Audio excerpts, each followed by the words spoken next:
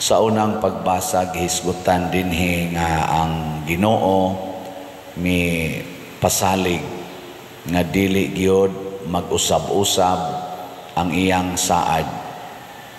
Unya aron lig-on ang maong saad niya ngadto ni Abraham, iyang gigamit ang iyang kaugalingon isip panumpa.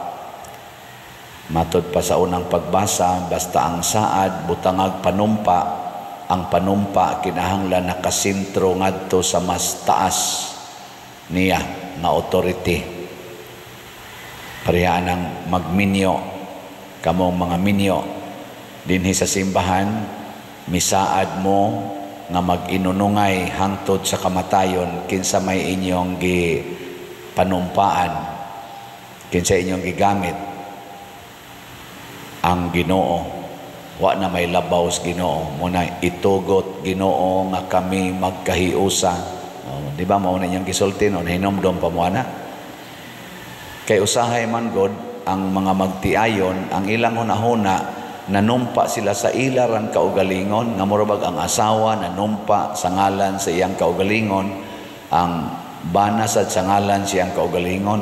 Nya dili na kay siya makauyon sa resulta sa iyang gipanumpa or sa iyang gipanumpaan, iya nang usbon ang iyang saad, ang iyang promise. Divorce dayon, separation dayon. Timan baya nga nakasentro baya sa Ginoo ng inyong saad. Ako sad sa akong pagkapari, nakasentro sad sa Ginoo ang akong panumpa. Mao na nga bisag usahay masakitan ko sa akong pagkapari tungod sa akong kaubang mga pari rasad o kaha sa akong authority dinis kalibutan nga mao ang mga obispo, ang mga leader sa atong mga simbahan. Dili ko mo usab sa akong saad isip sa nangkwan poverty, chastity, and obedience. Kay kun dili na ko mahinumdom nga ni saad ay ko sa Ginoo, nya lisod-lisoron ako sa akong mga authority simbahan, nya naasay parishioner nga sweet kaayo, asa man ko mo dangop. Adto ko atong nihatag na ko kalipay, pero mawa na sad ang akong chastity, kanang pag-celibacy o pakyas na akong saad. Niyaron kong pananglitan, gamay kayo ang kolekta simbahan. Niya naay mo saad nako nga usa ka politisyan nga kurakot kayo. Pader, tagaan ti kastanan nga imong gusto, pero suportahi lang ko. Sangyaw ko panahon sa imong misa aron mo daog ko aning eleksyon. Pero tagaan ti kagdako kay unsa may imong project dinhi. Pila mo na ka milyon imong kinahanglan. Niya ako sad, sige kong sangyaw din pamalit na mugslat, wa gini palit. Niya malimot ko nga Ginoo di akong gisaaran. Maingon din ko, wa man mo'y ayo, may pag-ato ning dawaton.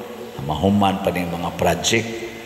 Niya di apagi pasukip, human pang project na apagi pasukip sa bulsa. Ana, maingon man sa naang magkuan, basta imo lang kung isang yaw pa der niya, butangan na nimo dihag donated by ay lang kabalaka na agyud kay imo. Ana baron.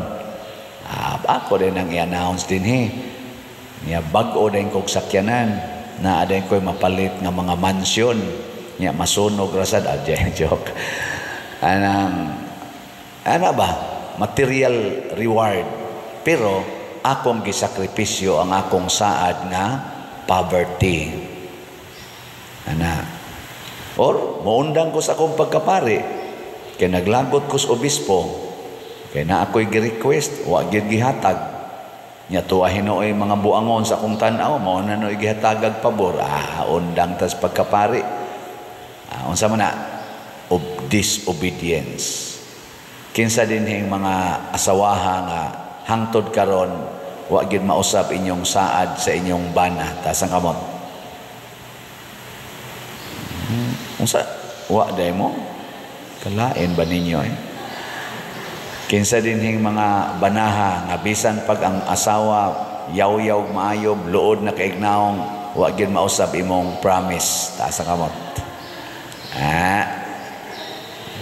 duha raman ka buok ang uban day gahuwat na lang ba usbirong animala ka bugto gan nya unsa may timailhan nga wa mausab atong saad unsa may inyong saad di ay paghigugmaay o pag-away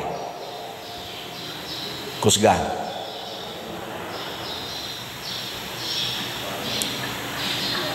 wa gyud klaro pasabot og ang imong saad klaro kaayo bisan pagyaw-yawan kas imong bana or sa imong asawa bisan paganig kulataho na kas imong bana or sa imong asawa kanunay ra gyud kang mahigugma ayaw usban ang imong saad sa gugma ana unang moingon si Kristo way laing dakong gugma nga atong ikahatag gawas sa pagpakamatay para sa atong gihigugma ayaw yaw-yaw yaw-yaw lang unya inigkamatay na nimo haron natuman gyud inigkamatay na nimo maghigda na kaslungon didto pa ka magyaw-yaw animal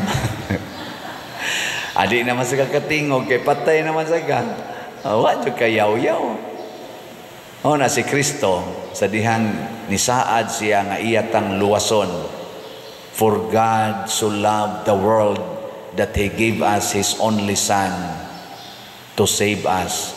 Unya niingon siya, mianhi ko aron pag-alagad o pagluwas kaninyo sa dihang gikulata na siya maayo, gitorture og maayo si Kristo wa gyud mausab, wa masuko, wa mudagan, iya gyud gibarugan ang iyang saad nga magpakamatay ko para ninyo. Lay down my life for your salvation. Mao ni ang gibuhat sa mga martyrs sama ni Pedro Calungsod, Lorenzo Ruiz ug daghang mga martyrs ug karong adlaw kani si Santa Ines or Saint Agnes. Bata pa kay ni siya. Puparihasad ni sila edad ni Santa Maria Gorete. Bata sad mga 12 anyos, 13 anyos.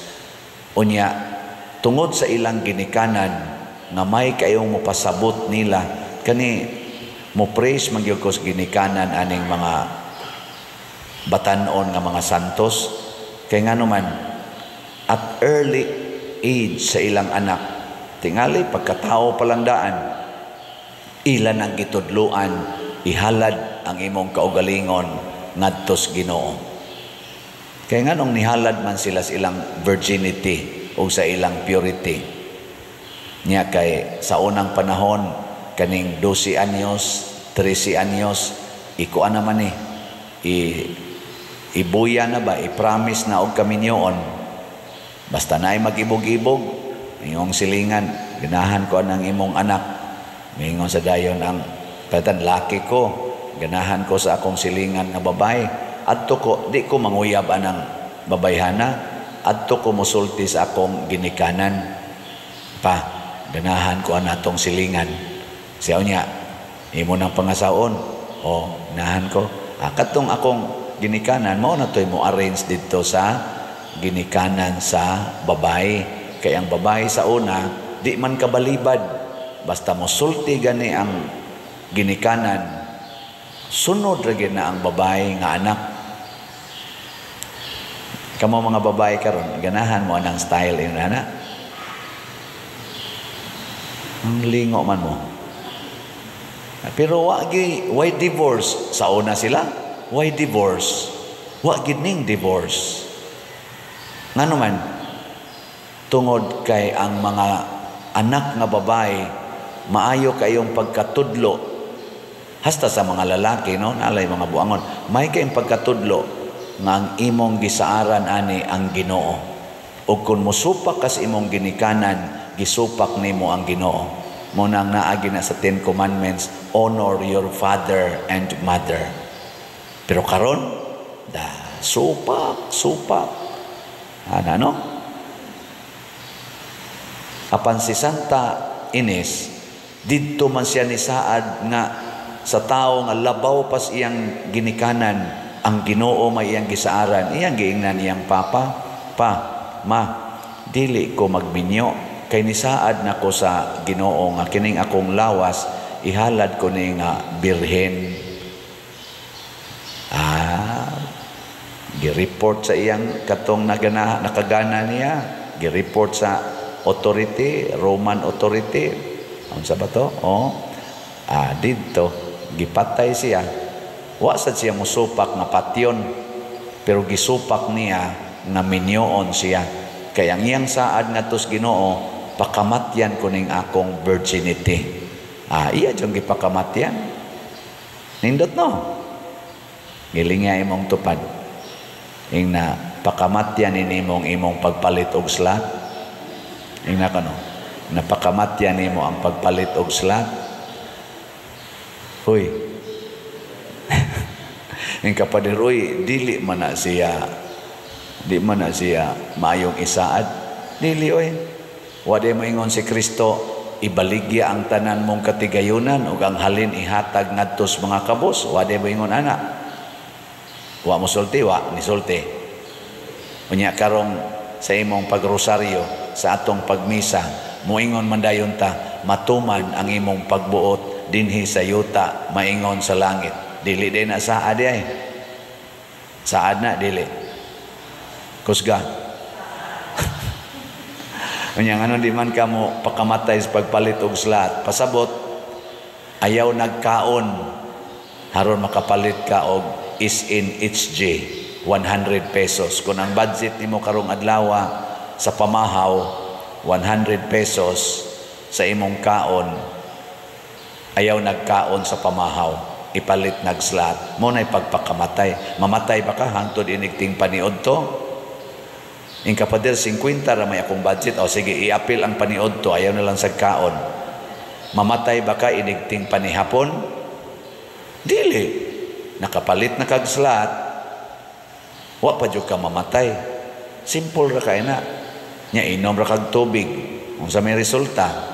Cleansing of heart, cleansing of your toxic sa imong lawas. Sa ato pa, naayo kas imong toxic, naayo pagyud kas imong spiritual greediness o selfishness, perting dako ang benepisyo. Mao na siya ang gitawag na tog bloodless martyrdom. Nya kung gusto pa jud kang mopalit og kuan sa tiusa kani para sa atong kumbinto kanang SBF dag 500 pesos man na. Kung ang 100 pesos duha ka tingkaon ang imong giforgo, ang 500 pesos pila man na po ka tingkaon ang imong iforgo. Sa usa ka semana o katulo ka bukaon, pila man na katingkaon ang usa ka semana? 21 no? Di. Kuhaan na nimo na po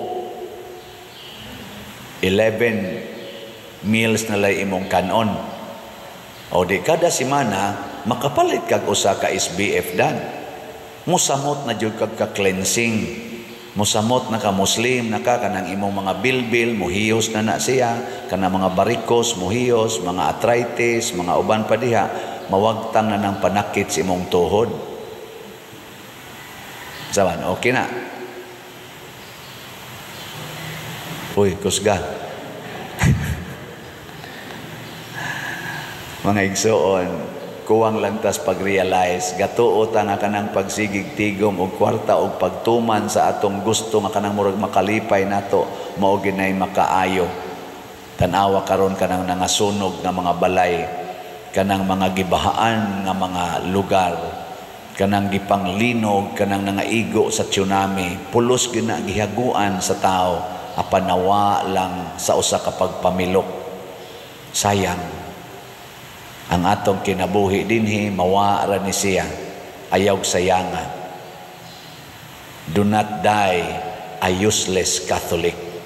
Do not die a useless Christian. Di ba? Kung anhin na to i-invest sa kalibutan ang atong paningkamot, we died in a useless manner. Sige, last na lang lingi sa imong tupad. Lingi ina mutuo jud kong father. Ina mutuo kong father. Katong mutuo manindog ta.